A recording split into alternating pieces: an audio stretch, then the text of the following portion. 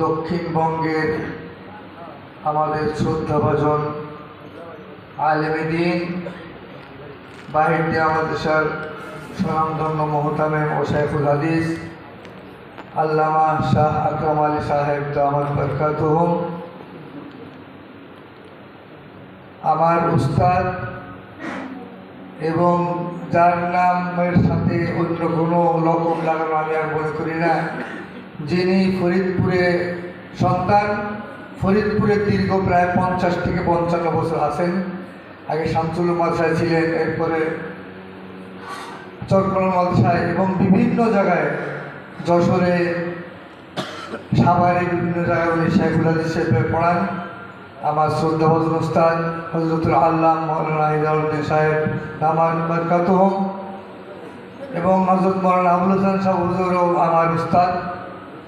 এদের সামনে আমি বক্তব্য দেওয়ার অত আমি করি না, তবে যেহেতু আদেশ হয়েছে আর রাজনৈতিক কারণে যেহেতু আমি কেন্দ্রে থাকি, বিভিন্ন সময় ওনাদের সাথে আমার মত বিনিময় হয় এবং আমি চেষ্টা করি যে আমাদের ফরিদপুরের বিশেষ করে নয় থানার ভিতরে যখনই যা ঘটুক না কেন আমি তাদের সহযোগিতা করার চেষ্টা করি।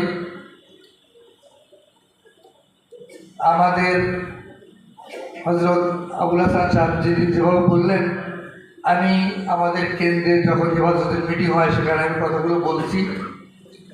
আসলে ঘটনা হলো যে আমাদের যেই কেসগুলো সারা বাংলাদেশে বিভিন্ন জেলায় ব্যাপক, এখানে সুনির্দিষ্ট করে কিছু কিছু কেস এখানে জামিন হয়েছে একেবারে সর্বপ্রথমে। যেমন আমাদের মামুন ভাইয়ের যেই ঝর্ণার কেসটা ছিল সেটা শেষ হয়ে গেছে জানছেন আপনারা। এরকম কিছু কিছু কেস শেষ হয়েছে, সবগুলো শেষ হয় নাই। তবে অধিকাংশ সময় আগে যে হাজিরের যে গুরুত্ব ছিল যে হাজিরে না দিলে বেল কেটে দিবে, আপনি 5 বার হাজিরে না দিলেও বেল কাটবে না, এইটা বলা যায়। কিন্তু অনেকে আমাদের ভয়তে হাজিরে দেয়। আমি হুজুরকেও বলছি, হুজুর আমি 4-5 হাজিরে চাইনি, যা করে করুক। যাই হোক, তো ইনশাল্লাহ হুজুর বলছেন, আমি ইনশাল্লাহ কেন্দ্রে দাঁড়াবো।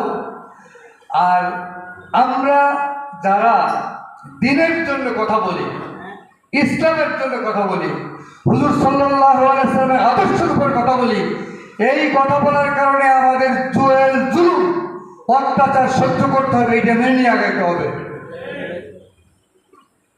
আমরা শুধুমাত্র আমাদের নামের সাথে আসছে যে আল উলামা ওয়ারাসাতুল আম্বিয়া, ওয়ারাসাতুল আম্বিয়ার কারণে শুধু আমরা মাদ্রাসায় পড়াবো আর দাওয়াত খাবো আর দাওয়াত দিব, এটা না। যেই সমস্ত আম্বিয়ারা জেল খাটছে আমাদের জেল কাটতে হবে। এজন্যই প্রত্যেকের স্তর স্তর ভিন্ন ভিন্ন কাজ আছে, আমরা সেভাবে কাজ করব।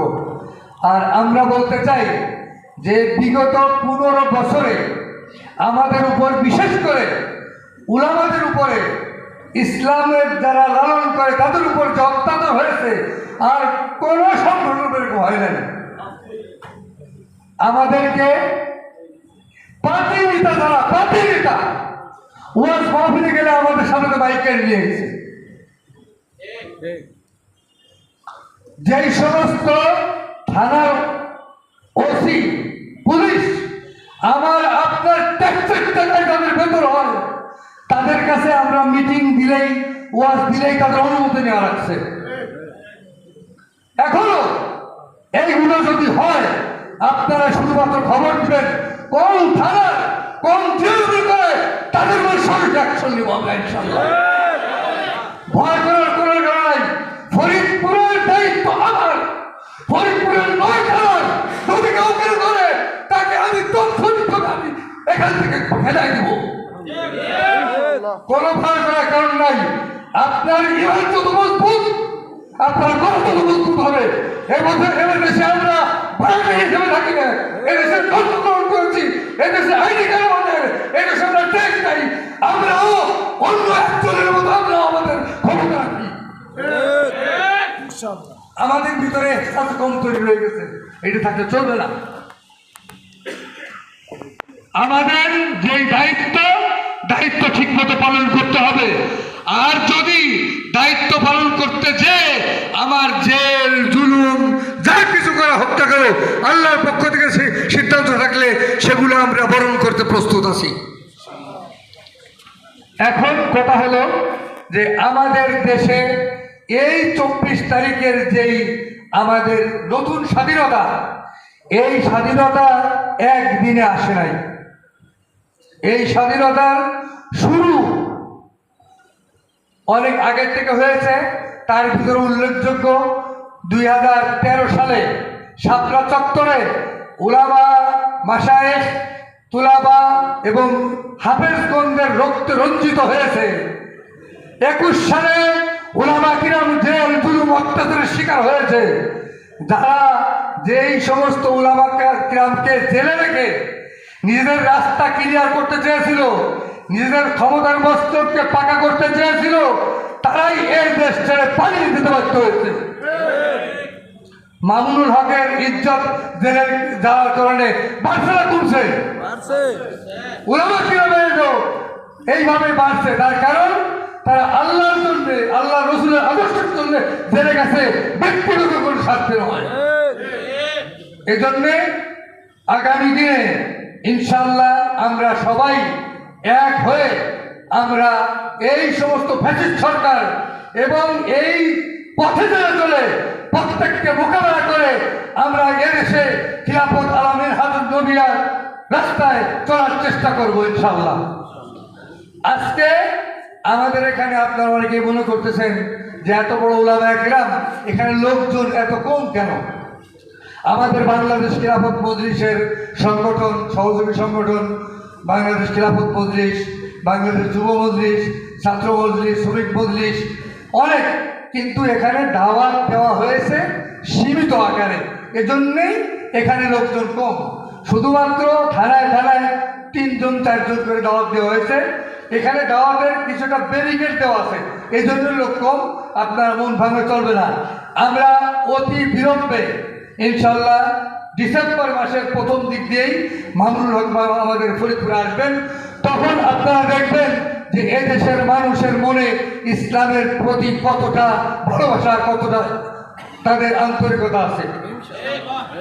আমার হুজুর যে কথা বলছেন যে মানুষ দেখলেই খালি ভোট না, মানুষ ইসলামের প্রতি ভোট দিতে চায়, কিন্তু এই ফ্যাসিস্ট সরকারদের এবং যারা ক্ষমতায় থাকে এই ক্ষমতা লিপ্সার জন্য পারে না। আমার নির্বাচন 2005 সালে আমি 18,000 ভোটে জিতেছি, কিন্তু তৎকালীন আমাদের যারা মন্ত্রী ছিল, বড় বড় নেতা ছিল, তারা বড়মারি মধুসের আলফাটা ঘোষণা দিয়ে ফরিদপুরের শাহজাদ আমি আগে দিয়ে ঘোষণা হয়েছে। আমাদের সবকিছু জানা। আমরা এরপরও পিছপা হই নেই, আমরা পিছপা হব না। এবছরও আমরা এই বাংলাদেশে আপনারা জানেন জামাতে ইসলাম, জমিয়ত, খিলাফত মজলিস, খিলাফত আন্দোলন, নিজামে ইসলাম, শাসনতন্ত্র আন্দোলন, চরমোনাই যেতে বলে আর কি, সমস্ত দলগুলোকে এক করে এক প্ল্যাটফর্মে এসে একটাই দল হবে ইনশাল্লাহ, যে আমরা সমস্ত ইসলামী দলগুলো একসাথে কাজ করব। এই পর্যায়ে কাজ চলতেছে। আজকে আমাদের দালাল ভাই বলেন নাই, আজকে আমাদের অফিসে আসতেছেন আমিরে ইসলামী আন্দোলন সাহেব, উনি ওখানে আমার থাকার কথা ছিল, যেখানে আমি ফরিদপুরের সন্তান, এই জন্য আমি যাইনি। ওখানে দালাল ভাই এই জন্যই চলে গেছেন। উনরা ওখানে জোহর নামাজ পড়ে খানা খেয়ে মত বিনিয়োগ করবেন। আমরা জামাতে ইসলামের লোক আমাদের অফিসে আসছে। আমরা চাচ্ছি যে আমাদের কিছুটা মতৈক্য থাকলেও সেইটাকে দূরে রেখে আমরা বৃহত্তম উদ্দেশ্যে এই ফ্যাসিস্ট সরকার, এই যারা দিন বিদ্বেষী, ইসলাম বিদ্বেষী কোনো সরকার যেন দেশে আসতে পারে, যারা ইসলামকে ভালোবাসে, দিনকে ভালোবাসে, তাদের জন্য দেশে সরকার হয়, সেই প্রচেষ্টায় আপনাদের উদাত্ত আহ্বান জানাবো। আপনারা সবাই একসাথে চলবেন, ঠিক না বেটে? আমরা চাইতেছিলাম যে আমাদের এখানে নগরকান্দা এবং সালতা, এখানে উলামা কেরাম বেশি, এখান থেকে আমরা একজন ভালো উল্লেখযোগ্য লোককে দিব, সেই ঘোষণা আমরা করতে পারিনি, বা আমরা ফরিদপুর সদস্য ঘোষণা করতে পারিনি। অন্যদের সেটা ঘোষণা করব। তো যেখানে আমরা মনে করেছিলাম যে হয়তো আমাদের কেউ নাই, সেই ফরিদপুর 4 আসনে যোগ্য প্রার্থী আমরা পেয়েছি।